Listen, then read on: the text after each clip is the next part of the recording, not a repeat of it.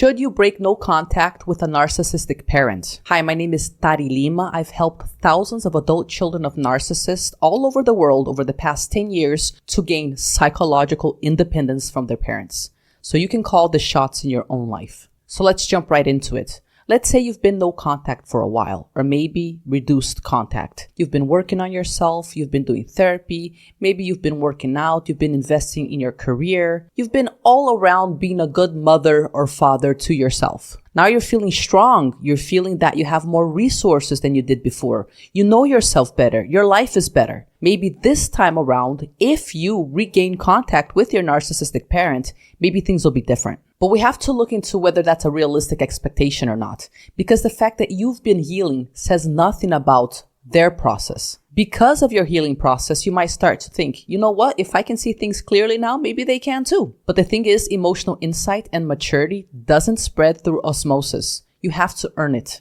And that's an individual journey. You may have changed. That may be real for you, but it doesn't automatically rewrite other people's personality functioning. Now, mind you, I'm not saying it's not natural for you to desire that reconnection. You're human. And as a human, you probably have normal emotional drivers. You have a deep human longing for connection and reconciliation. You might still have the fantasy of one day receiving that parent-child relationship you've always dreamt of. You might want relief from carrying the burden of estrangement. It might feel weird that you're in no contact with your own family members. You're not crazy for wanting peace, nice relationships, intimacy with those that theoretically should be some of the most important people in your life. But peace requires two people who are working to face the truth, not just one person who's working on themselves. So this might be a good moment for you to ask yourself, if you're seriously considering breaking no contact, you have to be clear on what your expectations are behind that. Why? Because the nature of relationships with people on the pathological narcissism spectrum are marked by intermittent reinforcement. This just means that you alternate between good moments and bad moments and good moments and bad moments. And this actually creates a type of chemical dependency where you become extra invested in finally having those good moments come around. And this sets you up to withstand more of the bad moments and withstand things that really aren't tolerable. If your narcissistic parent has good qualities, maybe they're funny, creative, artistic, or whatever, this might also confuse you. The good moments of the intermittent reinforcement and also the good qualities that your narcissistic parent may have may lead you to believe that you're exaggerating with no contact, that you're overreacting, too sensitive, exactly like they said you were. But if reality states that whenever you're in touch with that specific relationship, you become mentally and physically more prone to illnesses, and when you're far away from that specific relationship, you're capable of thriving, then that's data, that's important information. And we can't ignore it because the good parts of the relationship make us confused about whether we're exaggerating things. Hey, if you're getting any value out of this video, then download your 10 steps to stop your narcissistic parents' control. You can find the link in the description below. Also, smash that like button and subscribe. It really helps the channel out. If you went no contact, even with those good things back in the day, what has changed since then? Has your parent actually shown any real accountability or just superficial charm? Have they ever stayed consistent when you set boundaries? Do they understand how empathy works, or do they perform it in order to regain control over you? A narcissistic parent won't stop being narcissistic just because you've worked on yourself. They'll still relate through control, guilt, or need for validation because that's their emotional operating system. So you want to ask yourself, with all that in mind, what do you expect? And what would be a realistic expectation? Do you just think that based on literally nothing, this time around, they'll see you for the good daughter or son that you are? They'll finally understand and respect your boundaries. They'll have learned and mastered the art of taking accountability for their own actions. What do you actually expect from breaking no contact? Are you trying to heal a part of yourself that depends on them having a specific reaction? Because if so, you're setting yourself up for possible frustration. Are you secretly wishing that everything you learned about narcissism isn't true and that now you're going to finally receive that mother or father you've always wanted? Or do you feel that no contact was punishment enough? You've showed them who's the boss, and now they'll definitely comply with what you want. That's also not a healthy dynamic either. We don't want to have our needs be met through the silent treatment that we call no contact, or through manipulation or coercion or the threat of punishment? Can you have your needs be met in that relationship without thinking you need to punish people? No contact is very different from the silent treatment. No contact is about your mental peace and creating space for your individuation so you can step into the life that actually makes sense to the values that you didn't even know you had.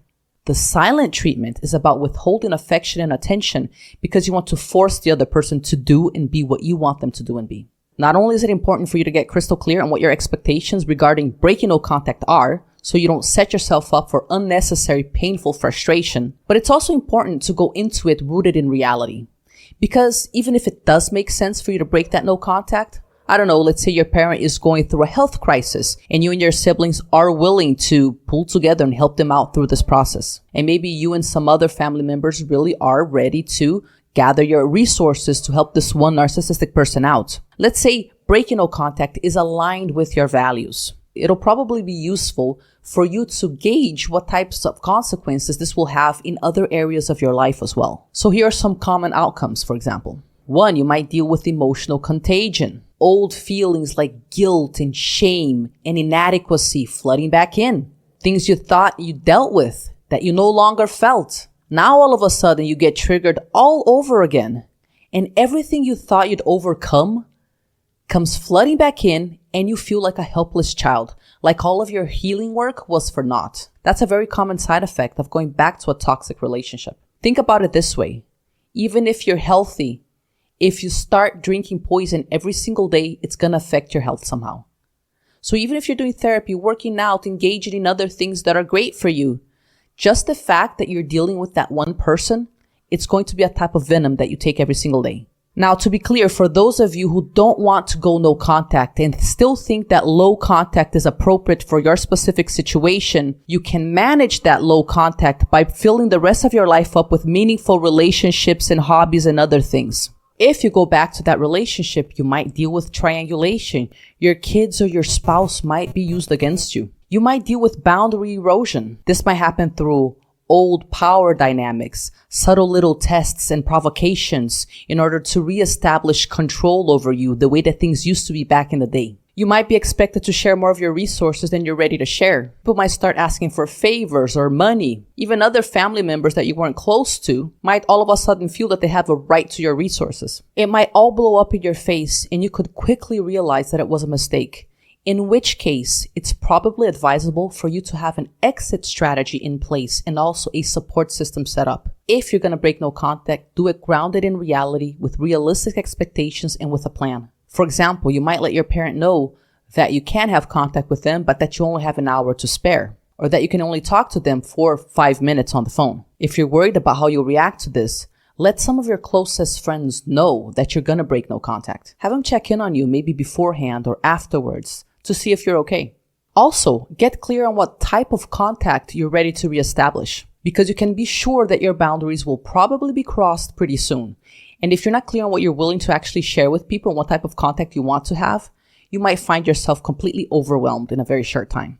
What type of contact are you actually ready for? You might only want something superficial, but they might instantly start engaging your emotions and asking you about personal things. How are you going to react to this? What boundaries are you going to enforce if you see some of that behavior that's intolerable to you? Do you feel confident that you have the strength to enforce those boundaries as soon as manipulation starts? So essentially, to sum up the most important topics in this video, breaking no contact, if you're going to do it, needs to be done grounded in reality. You should, 1, know what your expectations regarding this new contact are. 2, know what you're going to do if those expectations aren't met, or even if manipulation or abuse starts. And 3, preferably have a support system set up and also an exit plan. And ask yourself if you have any evidence that they have changed or that they will act differently in any way. Look, and even if they have, healing doesn't mean connection. You don't owe anyone a relationship, even if it's your own mother or father or whoever raised you. Healing means peace, even if the original relationship never returns. Many people equate forgiveness with access, but forgiveness is an internal process. It's not a permission slip for more harm. You can forgive someone at a distance. If you never go back, it doesn't mean you're broken or it's shameful because you can't have a relationship with your parents, or that you failed because you didn't make it work again. It doesn't necessarily mean that you're bitter. It could just mean that you've accepted the truth of the relationship. To sum it up, you don't owe anybody another chance just because you've healed. You've done something extraordinary. You're working on breaking a family cycle. Don't let guilt or nostalgia or wishful thinking undo your progress. If you choose to reconnect, do it from a place of strength and not longing. And if you want to stay away, hey, that's not necessarily hate. It could just be wisdom and maturity. Anyways, guys, that's it for this video. Have you ever reconnected with a narcissistic parent after no contact? How did that go for you? Let me know in the comments below. If you thought this video was useful, you might like this other video as well.